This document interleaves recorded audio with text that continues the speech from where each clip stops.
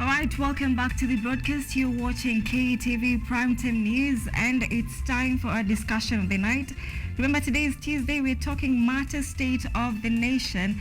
Like I had hinted earlier before we started the broadcast, today marks 1 year since President William Ruto was voted in as the 5th president of Kenya. And tonight I'm joined by Rachel Tabitha, that is the youth leader from the opposition, Azimio and Kenya Coalition, and Angenda Murugu, that is a communication strategist who want to talk about the state of the nation, everything politics, and the government's basically 1 year since election. Welcome to our studios, ladies.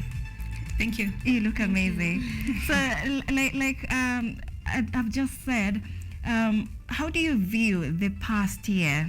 Not literally the past year, but the government is 11 months in. How do you view the past year in President Ruto's leadership? I'll start with Tabitha. I was trying to share something very urgent, so I'd request you to repeat the question kindly. All right. Yeah. The government, we are now in the 11th month since President Ruto was elected to be the president, of course. So how do you view his leadership this far? From unbiased. Okay, first of all, thank you so much for having me here today. I'm grateful for this opportunity. And as a youth in opposition, I might sound biased, but from my point of view and as a youth leader, I can rate him 2 out of 10. Why 2 out of 10? When it comes to performance, because if things were really right, we would not find people protesting. Even when the opposition calls for protests, we would find at least, let's say, like a third, or like a third is a big number, a quarter of the people showing up. So the people, first of all, showing up for protests, it shows that they are not yet satisfied with the government. And also the president himself is complaining that even the CS that he has are not up to task. So, and then the cost of living, everything is not yet in order. Yeah. So as a youth and as a Kenyan, I feel he hasn't yet met the expectations. All right, Murugu, I want to know from your point of view now, how would you assess the government's communication during this time here that they have been in leadership? Have they effectively now addressed the issues that Kenyans are facing? I think we need to appreciate the fact that President William Ruto came into power at a time where we were in an economic crisis. Much of which was not really felt by Kenyans, because President Uhuru during that time had subsidized close to everything, starting with unga, with fuel and what have you. But our expenditure was skyrocketing, and our debt, we were using 75% of our GDP to finance the debts that we already have. So I feel President William Ruto is really up to the task. He's proven himself amidst all odds. When he took power, I remember I was 10 in Azimio. Why did he change? When the government comes into power and you realize you're somewhere that you'll be for the next 10 years, I can assure you President William Ruto is going to be in power for the next 10 years. Oh, really? Yes, and you wouldn't want to be out of government, opposing the government. And patriotism. When the president wins, we all win. Now back to your question. You asked how I see him. Yeah. He has really performed, given the circumstances he took over power. When the president came in, he was being pressurized by us then in Azimio and other people to continue with the subsidies with unga and fuel and what have you. But he stood his ground. He said, no, I'm not going to subsidize consumption. I'm going to subsidize production. He then brought in the issue of the subsidized fertilizer, which was largely opposed, because then we had faced the worst drought that people were really not sure about what will happen even with the subsidized fertilizer. So when he subsidized the fertilizer, he took also prayer rallies throughout the nation, where he was praying for the rains, asking people and intercessory groups from churches or religious leaders to kindly and humbly ask for intervention for the rains. Sure enough, the subsidized fertilizer, the prayers for the rain. You know, Kenya is a very religious country. We're now witnessing a bumper harvest. Do you believe the prayers brought rain? Of course, yes, they did. Wonderful. Yes, the meteorological department didn't foresee any rain. But now with the intervention, the religious leaders' interventions, Muslims, the Christians and what have you, we are witnessing pregnant fields. Yeah. All right, now still on you, Murugu, given the ongoing, and not necessarily the ongoing, but the protests that we saw in the country for the better part of this year, starting March, what messaging strategies do you think that maybe would resonate with the public as opposed to now the protests? I think, as we saw in the highly contested 2022 elections, the opposition, which I was part of, had high numbers. And Kenyans, the president promised lots of things that he came to realize weren't possible immediately he took office. And since people who voted him in thought within the first 100 days, price of unga would be down and what have you. But the situation, how he found the coffers, the government coffers, you know, it wouldn't facilitate for such. So Kenyans were a little bit disappointed. And that's why, as my friend here said, when Baba called for those demonstrations, majority of Kenyans showed up. Because still, we haven't fully addressed the issue of unemployment. We haven't fully addressed now the high cost of living. We are in the process. It's baby steps. The president was voted in to work for Kenyans in 5 years, not in 5 months. So we can't start giving him ultimatums. We can't start pushing him and pressurizing him. He has to put in place his house in good order. As she said, she says some of the CSAs are not working. But you can see with, for example, the interior docket. The guns have been silenced in the north. You can see now previously, in June, the government launched the Gava Mkononi, where you can access all the government services at the comfort of your house, at the comfort of your smartphone. Even if you don't have a smartphone, you can use your Kadunde phone by dialing *222 hash. You get now the any services that you want to apply for. Yeah. The government has streamlined also issues to do with corruption. You've seen the president collapsed every other pay bill that was payable for government services. Now everything can be checked end to end. Whatever payment you make, may be it for birth certificate, application of whatever, it's to one government pay bill number. So anyone who wanted now to fleece money from the government from whichever end, through whichever pay bill, cannot be able to. Tabitha, Murugu is saying the president was elected to serve Kenyans in 5 years and not 5 months. You're in the streets protesting to have the cost of living brought down. Do you agree? I don't agree, because the same president said, immediately I put down the Bible. In the next 100 days, I'm going to put things in order. So that's 3 months. So why does he need actually years to do what he promised to do in 100 days? You know, everything is not in order, even the security. It's not in order. The same services for a citizen that is going to bring to the Kenyans. Just last month, we had the whole thing, the system hacked. So we have loopholes. An attempted hack that never went through. It went through because we spent like 8 hours without accessing the services, the e-citizen. So it was successful. No, it wasn't. From a point of information, the government, yes, they gave out their press releases in regards to the attempted hack that never went through. The government has put in place measures to ensure that Kenyan data does not leak to people who are not authorized to do so, to handle data, private information about in regards to Kenyans. Yeah. We all agree that the e-citizen holds vital information in regards to each and every citizen. A child who was born yesterday and has been issued with a notification card, a notification, a birth notification, it's already in the e-citizen. So why would the government leave it in the hands of people who can be able to access it without permission?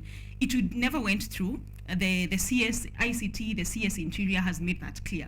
Tabitha is confident that it did. Do you have proof, maybe, Tabitha? Yes, because we still have the text messages on our phones that, hey, dear customer from DTB, from whatever, from what, you cannot access services.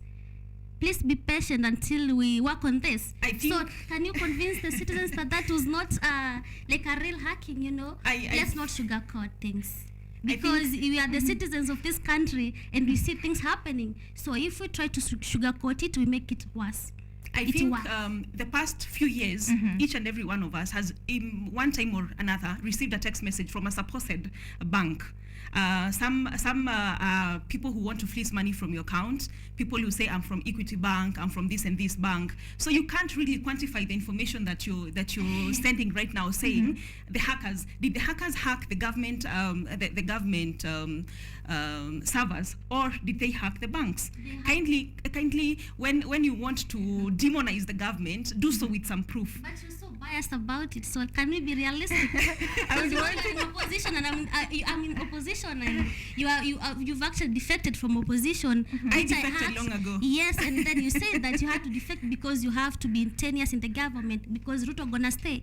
First of all, actually it's patriotism, as I said, and also democracy. You're hurting the democracy of this country because as a citizen, when you are also even a youth, as I can look at you. So when your side fails, when your ship sinks, do not try to look for the ship that is still floating. Can you work on the ship that is sinking because you belong there, and see how you can champion for the good of this sinking ship? Because with the democracy, we need to have opposition that should keep the government on check. So if all of us run away and go to the government, who will keep the government on check? We need the opposition. And these youth are running away from the opposition.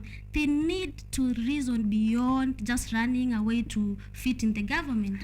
Murugu, I need to say something. I want to ask you a question regarding her point that she has mentioned.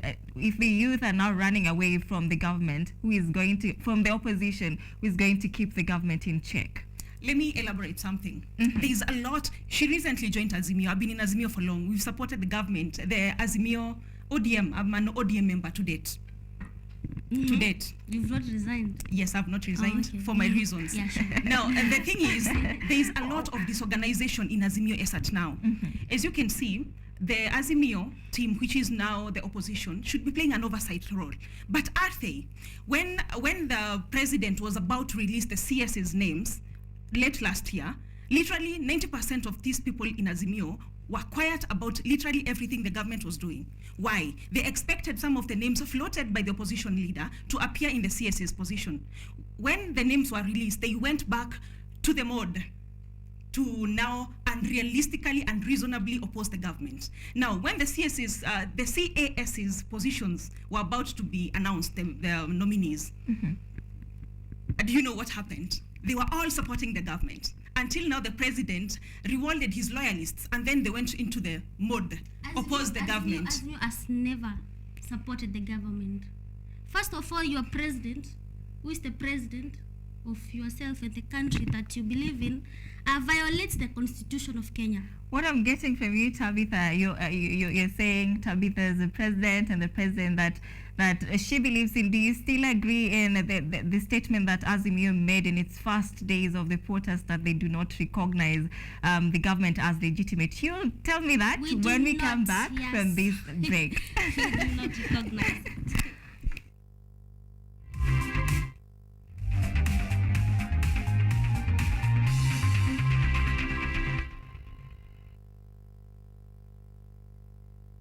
Are you an aspiring media practitioner, a graduate, or you just want to advance your skills in television production? Then welcome to Kenyatta University, where education meets innovation. KUTV, the premier university television station in Kenya, is now offering short courses in TV studio, field technical operations, and video editing. Through these courses, you will acquire hands-on skills on camera operations, media production, lighting techniques, audio-visual editing, and sound and visual control, and how to operate key equipment in modern TV control room. Enroll today at KUTV and discover your full potential in cutting-edge TV broadcasting. Graduates of these courses will receive professional certificates. For more information, visit our offices at KUTV Studios or call us on 020-870-4252 or 020-870-4252. 4255 or SMS us on 0739 110 544. KUTV, a new experience.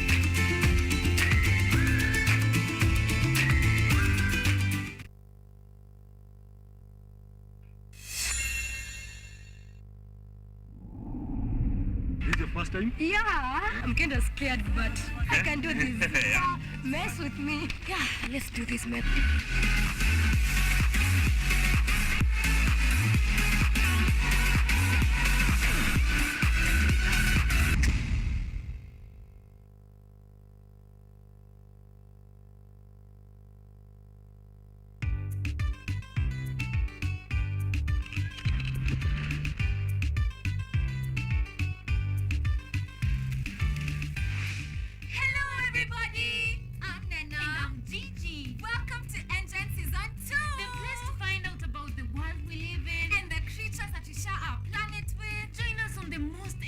Adventures across the African continent. See breathtaking wildlife, stunning landscapes, and out of this world technology.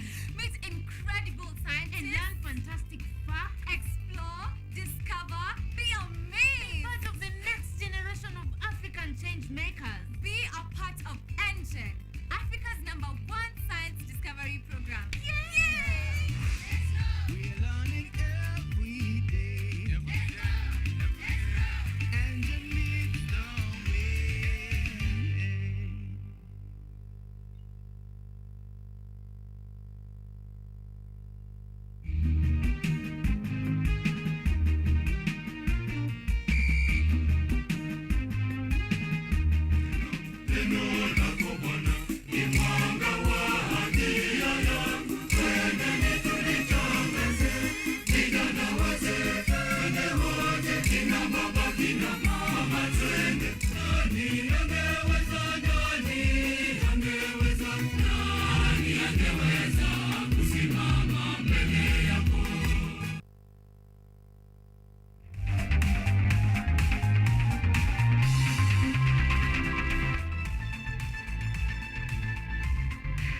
Welcome back to the broadcast. We are talking about the state of the nation with Tabitha and Ngendo Murugu. And before we went on this short break, I had posed a question to Tabitha, and she mentioned something about Murugu's president and other people's president. Why do you say that now that we are 11 months in? As I told you earlier, that from unbiased point of view, even though I'm in opposition,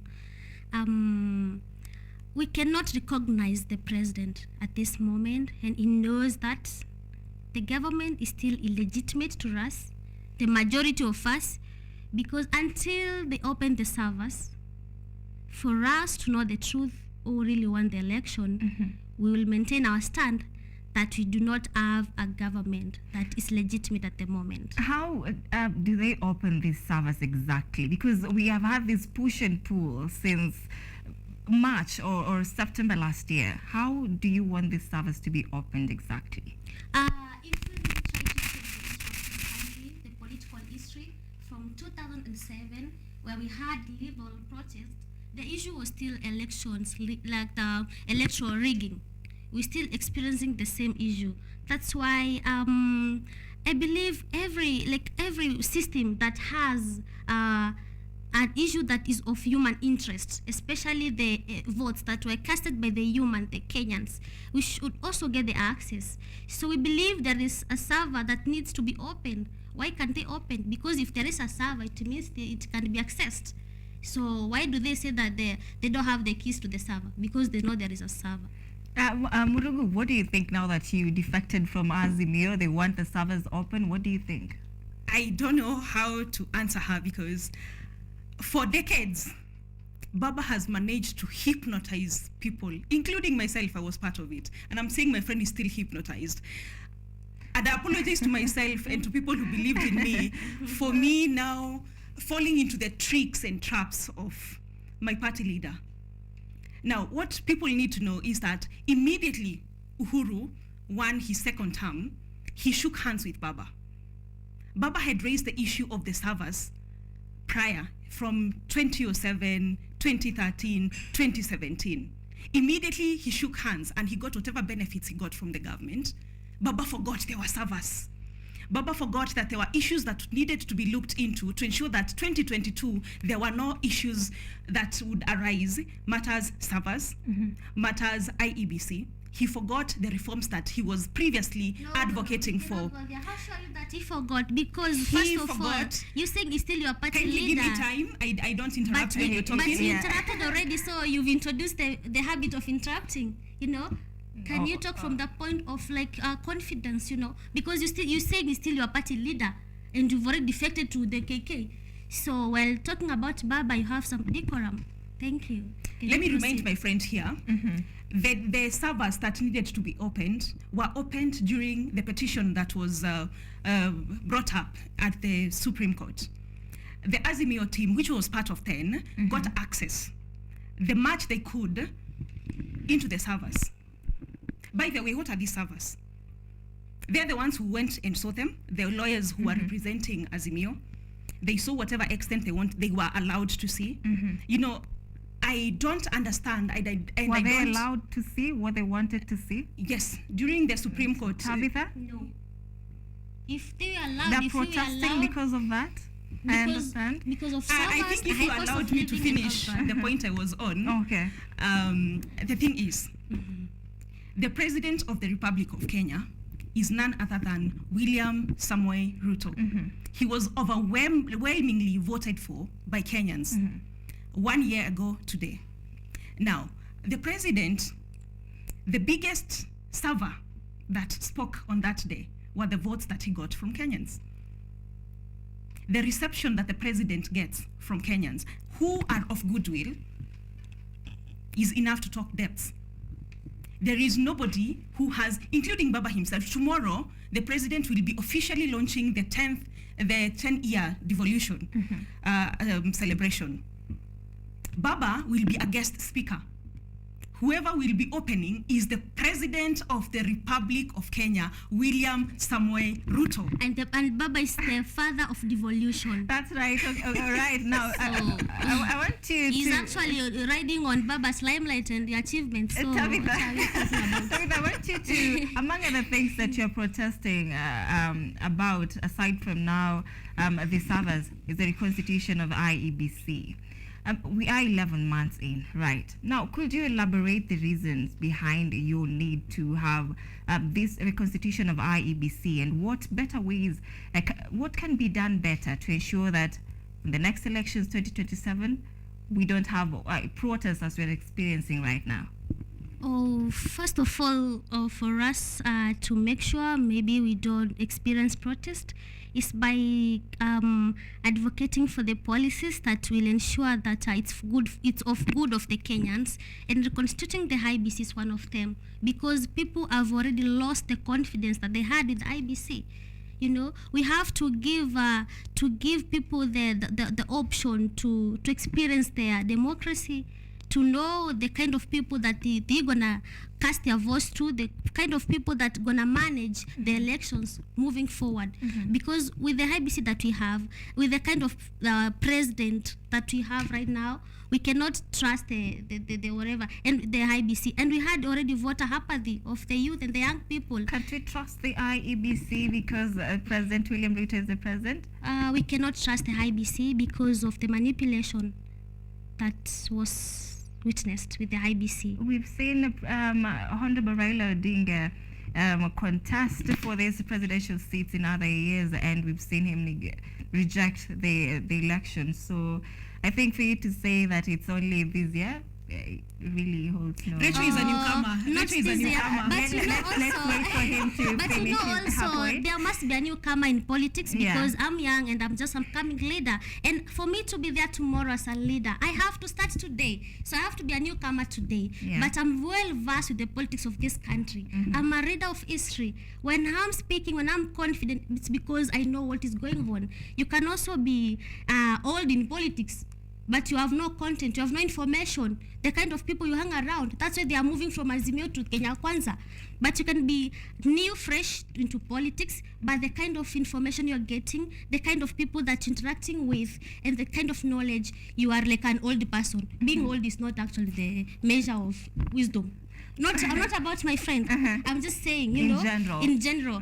So with Baba's been rejecting anyways, and if he was not winning the election, you know, when he calls for demonstrations, we would see nobody coming out.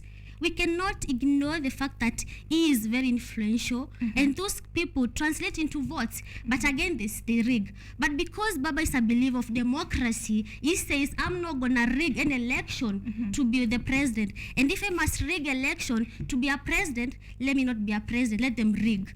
But this time round, we are saying enough is enough. Murugu. Yes. Now we have a few minutes left, but I want you now to tell us, as a communication strategist, what messaging method could be used now to assure Kenyans of the fairness of future elections. To be honest, the opposition is loud enough. It's loud enough because it resonates with many people who don't have the know-how of how the government operates. People who are not interested in knowing the going-ons of the day-to-day government, daily, activities. From how she's speaking from a psychophancy point of view. And once you put an equilibrium from her being in opposition to her being a Kenyan, number one, she was not a contestant in the recently concluded polls. She was a mere supporter. Though there is no single. Why you not a supporter? She was not a presidential contestant. She can, you however, were not either. Yes, I was not either. So nobody other than the ones who feel disappointed by the elections can refer to the president as illegitimate. They're The president, the government. They're the opposition. The oversight of the government demands respect. You don't just, because the party leader is walking up and down, they're friends, by the way. President William Ruto and Honorable Raila Amolo Odinga, they're friends. We have seen them on numerous occasions after the polls, shaking hands, sharing some niceties. And you want to tell me whenever Baba goes to speak, he doesn't recognize Ruto as the president? You can shake hands with your Tomorrow, enemy. the president will be, and I will continue to insist this, the president, as the president, the duly elected president of the Republic of Kenya, will be opening the Devolution conference. That's right. As the An president. evolution that Baba really fought for and advocated for. Now that we are really into devolution now, I want to hear from you as a youth leader, Tabitha. How has devolution impacted the youth now in terms of employment, education, and this political space that now you're in? First of all, I have to acknowledge that it was really a nice initiative because it has enabled the finances, because money is everything when it comes to running the government and the everything. So devolution has enabled the opportunities to get into mashinani through the county government to the youth. Devolution has enabled us to have more positions for the young people. Devolution has enabled the county government to be able to be in touch with the youth. So I feel it's a success so far. Although, even though we are not where we want to be, but it's really a plus for this country because the young people can access the opportunities through, without having to struggle to reach the national government. Right, Murugu, 10 years in, how do you rate the state of devolution in 1 minute? Previously, I've worked under His Excellency Governor William Kabogo, and I saw that devolution can work during his time. During his time, there were medication in all government hospitals within Kiambu. He started the feeding programs within Kiambu County. He started many things that, you see, many projects that he started then stalled. Many projects that were started by previous governments stalled. Devolution will work if the governments that we elect successively, they take up the projects that were initiated by their predecessors, such that we don't, like for example in Kiambu County, there was an amphitheater that was started by, it is half constructed by William Kabogo. To date, it still stands at the place where he left it. Because now the incoming government wants to start its own projects that will be affiliated to them, and instead of now finishing the projects that were started by the predecessor. President William Ruto is bringing up a tradition that is worth embracing by each and every person, each and every government, elected government official. He has started with finalizing projects that were initiated by his predecessor. You'll see the Azimio people talking about him launching projects that were started by the president. In government, there is no vacuum. I think we operate in perpetual succession. But why are we praising a president for what he's supposed to do? He was elected to serve the Kenyans. I think we will We stop at cannot that, praise him Tabi. for doing what We he's will supposed to continue to have this conversation. Of course, time is up. My director is telling me time is up. But we will bring you back to have this conversation about the state of the nation and to hear your insights about what you think about the government, of course. Thank you so much for making time for us tonight.